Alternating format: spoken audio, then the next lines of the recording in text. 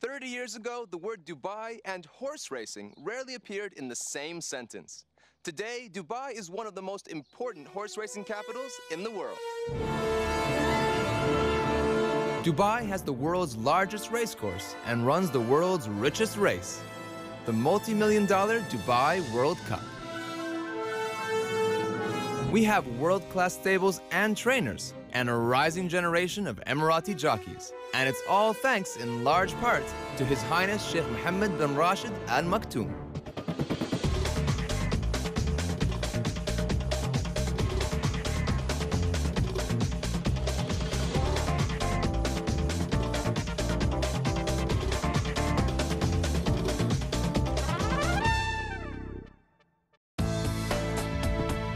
Ahmed Ejtabi is the fastest Emirati on 4 hooves. He grew up racing camels and won hundreds of races before retiring at the grand old age of 14. But Ahmed's need for speed never went away, and today he races horses. When Ahmed first got on a horse, he was 22 years old. That was 6 years ago. Today, he's the top Emirati jockey with a string of prestigious wins behind him. He's a born rider, and he's well on his way to becoming one of the greatest jockeys of our time.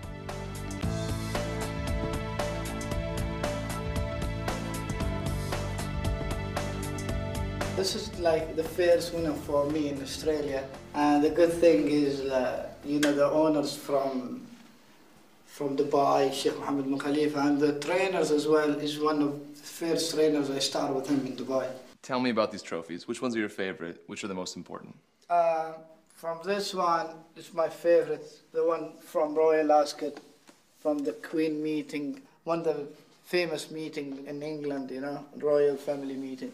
Anything else here that's really special to you? Yeah, was from Mauritius, the champion jockeys race. Bring like the best 8 jockeys in the world. The best 8 jockeys in the world, and you were one of the best 8? We try to be.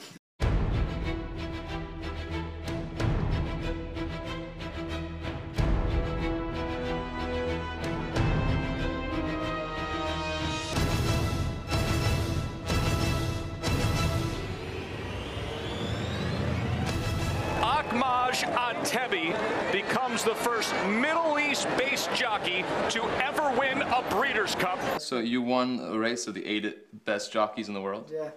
Does that make you the best jockey in the world? No, I'll be honest, it make me getting more experience from the top jockeys. Now you have an even bigger picture. This is the champion Gladiatorus. I love this horse. The best horse I sit in him in my life. I win in him 3 big races. I won 2 Group 1, and he's the first Group 1 for me. $5 million in the expensive race and the turf in the world. And how much prize money did you win last year? Is around like 26 million. 26 million dirhams? I was leading the jockeys last year. The jockey is only half of the equation. You can't have a horse race without a racing horse. At the moment, many of Dubai's horses are brought from Europe or America, not bred locally. Ali Al-Qameh plans to change all that. He bought his first horse, Quinton, 5 years ago, and now owns a stable of 20. His aim is to breed the next generation of Dubai-born racehorses. Breeding is, you have to look into different categories, you know, the conformation of the horse and the mare, you know. The main problems the people find in the breeding is the weather, you know, in UAE. Here in the UAE? Yeah, yeah. And why is the weather so difficult?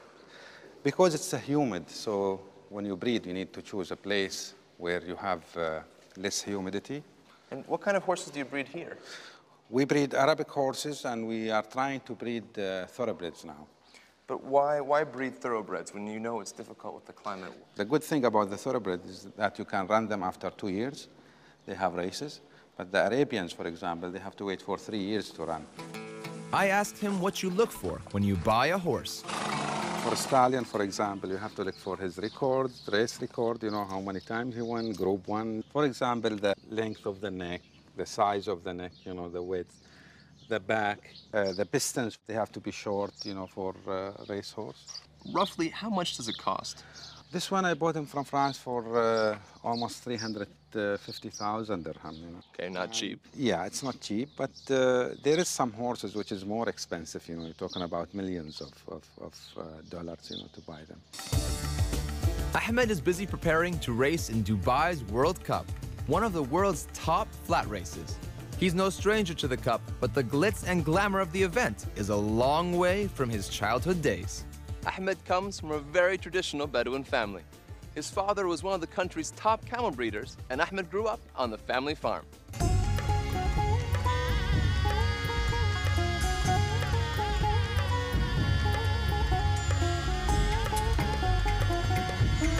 I spend most of my time when I'm kids, like with my dad, going to the farm, see his camels, races. We was like very good friend, not like father to his child. We was very close together. Do you wish your father could see you now as a successful jockey? Well, my father has passed away now, so he saw me a couple of races, and especially last year when I won World Cup, and he was very happy for me. So you don't ride camels anymore? No. But you still own a lot of camels. Yeah. Why do you keep them? Well, still, like, I love the camel, and some camels, it was my dad camels. Do you still like coming back to this small town? Yeah, of course. I enjoy my time here. It's very relaxed place outside the city. I'm no kind of person like the busy place. I'm always like the quiet place. Even I'm spent few years outside the country, I'm still, I feel like I want to go back home. We stopped to see some of the camels that Ahmed breeds on his farm and used to ride. How old were you when you first got on a camel? 6. 6? Yeah. You were 6 years old? Were you a good rider when you were 6 years old? Well, the record was yes, because I rode like 3,000 races and I went over 350-something races. Do you remember the first time you got on a camel? No, not really. Not really? No. Did you think it was very high? Because when you're 6, I mean, it's a very, very high point to sit on. Yeah, but when you're 6, 7, and 8 years old, you're never thinking about like any problems. You just want to do it. That's it. You were famous as a camel jockey, and then you got into horse racing. How did that happen? I have meeting with Sheikh Mohammed, and he was a good friend with my dad. And Sheikh Mohammed, he have good horses, and he have trainers from the countries, and we don't have jockeys. So he was talking about it. I was like, my weight has helped me, and my body's very close to be jockeys. So he was, trying to switch me off from the camels to horses, and it was a good idea. Ahmed, what is the biggest difference between riding camels and riding thoroughbreds? Well, all in 4 legs. They all have 4 legs. After the break, we explore the wider world of horse racing in Dubai and follow Ahmed as he prepares to compete in the Dubai World Cup.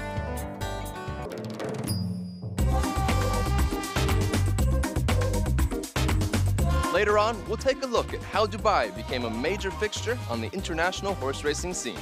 But coming up next, Ahmed tells us about the challenges he faced as he learned to ride horses. Brenda Cook was the first person to teach Ahmed to ride. She runs a stable for His Highness Sheikh Mohammed bin Rashid Al Maktoum. I asked Brenda how initially she felt about training 22-year-old Ahmed to be a jockey. It was impossible, to be really honest. He'd, like I said, no track manners, no education with horses. He was a camel boy. First day I met Ahmed, he didn't turn up in time for work, so... He wasn't on time? You weren't on time? He wasn't even in the area, so we went out riding and he rang. Where's my horse? And I said, go home. He said, you're late. He says, I am here now, where's my horse? Because I get lost, because first time I go to... You never got lost. That's why you were lost, that's your excuse. So what other challenges did Brenda give to Ahmed? I think during Ramadan one year, which I didn't know he was fasting, we done a 60-kilometre ride. And when everyone stopped for drinks to give the horses drinks and everything, and I asked him why was he sitting in the shade, and he said he was fasting. I actually was very upset with myself because I didn't realise. But that was one sign of him being so strong. One day I ride horses flat race in Abu Dhabi. The strip's broken from jump from stall. And I ride with 1 leg all the way, and I win the race. And you won the race? Yeah, so this is the result you get always when you train hard. After training with Brenda, Ahmed was sent first to Ireland to apprentice. Then South Africa, Australia, and the UK. En route, he won his first race. First race I won, I just put my hand up for the crowd before the finish, and this is wrong to do because you have to wait till past the line. So how much did they fine you? Well, it's $200. British journalist Jason Ford has been covering horse racing and breeding since 1998. He's a correspondent for one of the essential horse racing newspapers, England's Racing Post. For racing in Dubai is obviously of the utmost importance. You think it's only in the mid-90s racing was actually established here, formalised and sort of recognised by the rest of the world. How important is the Dubai World Cup for horse racing in Dubai? Dubai World Cup was Sheikh Mohammed's probably second big idea. The original one was an International Jockeys Challenge. Then he came up with the Dubai World Cup, the world's richest horse race, straight away 1996. The first one was won by a horse called Cigar, who at the time was officially the best racehorse in the world. And this year, Ahmed is determined to win the cup. So how does Jason view the jockey? He's very proud of his roots, his origins. He had a big winner in America last year, and he was seen with the UAE flag afterwards. But you look at him, he's 6 foot tall almost. He's a lot taller than I am. He weighs 50 kilos, 51, 52 kilos. Body weight is a jockey's biggest challenge. In order to compete internationally, a jockey has to weigh less than 52 kilograms. Otherwise, they are disqualified from racing. I see you have a scale in your office. Why do you have this? This is, I don't want to see it, to be honest, but I have to, because that one I have to check my weight. It's at least like every single day, because... You check your weight every day? Yeah, because, you know, we have problem with the grams, not with the kilo. The jockey is only 50% of the equation. The other 50 is the horse, and at Zabiel Stables, they are well looked after. Satish Simar is head trainer. He's responsible for making sure the stable's horses are fit and well fed. Diet is one of the most important things, like any athlete. We emphasize more on dehydration as we have more air conditioning, more heat than other countries. That's something which we are very proud of here in UAE, Dubai, that the feed is the top level feed. And why is that so important to have the top level feed? Right from the beginning, His Highness said no compromise with the quality. And that's the main thing in this. Now, what about special treatments? I mean, obviously you take them out, you train them physically, but do they have any special spa treatments? Yes, we have swimming pool. It's a treatment which is for the fitness. It's a tool for training where spa, which is a treatment for the wear and tear for the legs. And the legs of the jockey, too, are just as important. So this is your daily exercise routine? No, actually not every day, but sometimes like the day I don't have races yet. How long do you do this for? For 1 hour. What other exercises do you do? We're doing this cycling sometimes, going swimming, but not all the time. I'm ready to go. I'm ready to exercise. What should I do? I think it's better to go treadmill for half an hour for you because you're in the beginning. Go and just walk and build up slowly. All right, I'll see you in 30 minutes.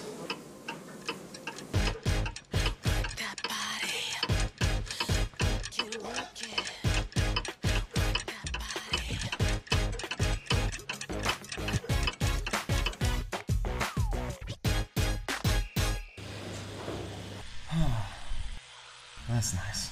There's nothing like a good massage. And Emirati Fatma Rida knows all about massages. She's a horse chiropractor.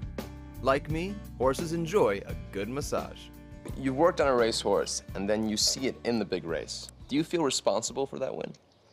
Honestly, for me, the winning is not the feeling that thrills me. When I see the horse giving better performance, that's a winning for me. But when he won, yeah, it's a plus. Now, what are you doing right now? Basically, I'm touching the top of the spine, and I'm running my hand on it. When I find one vertebra is out of its place, I just put a pressure on the side. And this thing, we call it a thrust. Okay. Sounds simple enough. Could I try? Yeah, but if the animal died, it's your responsibility. The animal dies? Okay, well, maybe I shouldn't try then. Horse chiropractor. Another career off the list. Now it's off to ride a horse. A wooden horse. What am I doing wrong? Anything? Anything Yeah. I can improve? Make it more shorter. Yeah. Now, tight more. Okay. And when you push, close your hand. No, yeah. and you push him. Like you go with the I feel horse. like I'm smacking his No, air. no, no. You go with the horses, on the neck. You go with the horses when you're going, you know. All right. Does this look anything like a jockey? No, not really. Not really. This wooden horse does have a serious purpose. Ahmed learned to ride on it.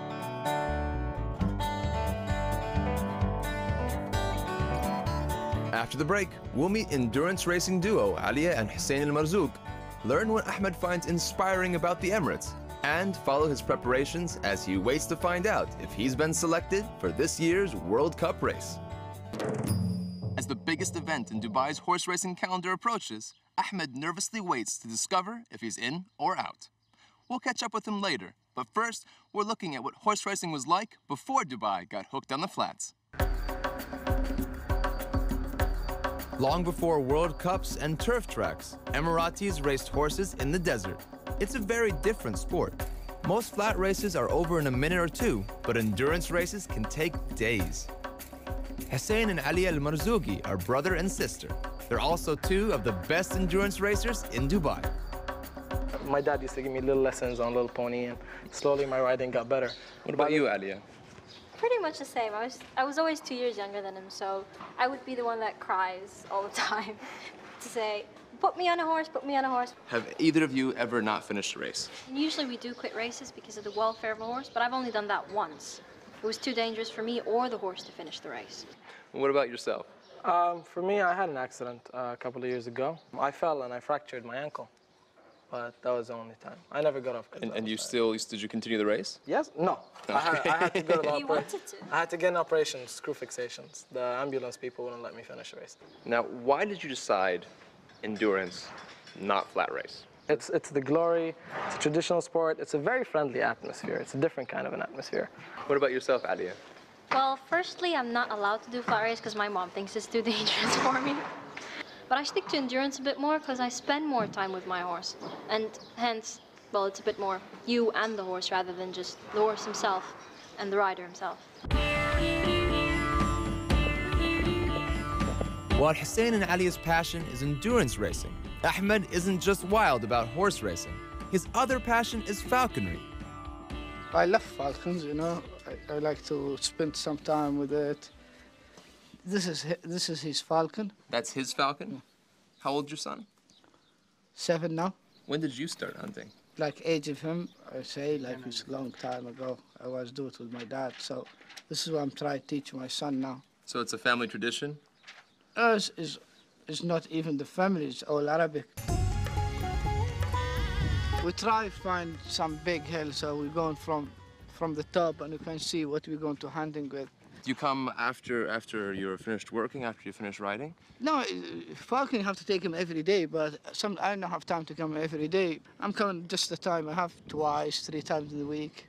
And why do you come out? Just enjoying it. I enjoy it, I love it. See, like me and you now on the top of the hill, quiet place and nice. And does this help you focus for your racing, for your horse racing? It's not about focus. It helps you like sometimes you go away from the games and just relax. And what about Mohammed? Do you think he'll be a jockey? Well, he's growing, and after a few years he'll be making his own decision. I finished third, I think, in big race was, and my boy is ringing me and he say, "What's happening? You get beat?" I say, "I get beat by better horse." He said, "Don't worry, one day I'm riding horses and I beat you in the race." He's ready to go. Yeah, also he sees something. Ahmed is hoping his son follows him and becomes a jockey. But what will happen in the future to horse racing in Dubai? Mohammed Al-Khayyat, commercial director of El Maidan, is optimistic. The future for Maidan is not only about horse racing, it's not only about equine, but it is also a fully integrated city. So the heart of the city is the race course, and surrounding that race courses we have all the supporting facilities. We've seen more Emiratis become successful in horse racing, like Ahmed Ajdabi. Do you think his success will lead to more Emiratis becoming involved? We have seen successfully Ahmed Ajdabi winning some races as well during the Dubai International Racing Carnival. He has won as well last year in 2009, 2 major races during the Dubai World Cup. And inshallah we'll see more UAE nationals participating and putting more effort since we have all the facilities ready for them. If you said to me 3 years ago where we'll be sat in 3 years' time, I wouldn't have predicted Meydan. So it's very hard here to predict exactly what Sheikh Mohammed has in mind, but they've done an amazing job with Meydan and the new race course. It's a dream for all the jockeys. One of it like Dubai World Cup, English Derby, Kentucky Derby in America, Breeders' Cup, class race, and the ARC meeting. Hopefully this year's be getting better. Do you think you'll win them all? Well, you can't do it in 1 year, you know, everything can happen, but hopefully yes, in 5 years I'll be done them all.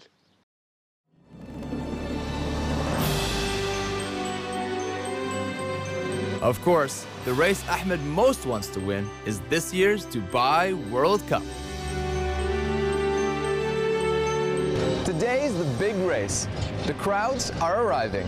The 2010 Dubai World Cup will be run tonight, and the brand new Meydan racecourse will be unveiled to the world. Do you think you'll win? We just wait for a few hours, we know the result. All right, well, good luck. But before the Dubai World Cup, Ahmed is up to compete in the Godolphin Mile, a race with a winning purse of a cool $1 million. They're racing in the Godolphin Mile.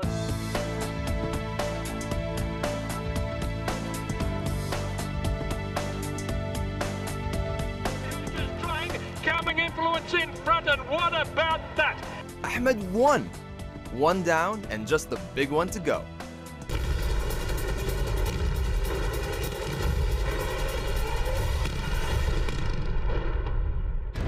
El Meydan is officially open, and Ahmed is moments away from the biggest race of his life.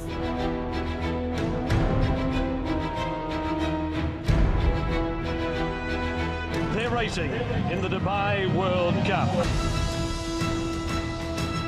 Desire dropping back. Then Ali Bar's white cap on the rail, followed by... Ali Bar's third. That is close. Well, Ahmed gave it his all, and what a close race it was. Although he didn't achieve victory this time, he'll be back again next year. And Ahmed won't stop until he wins that cup. For His Highness, for the UAE, and of course, for Ahmed himself.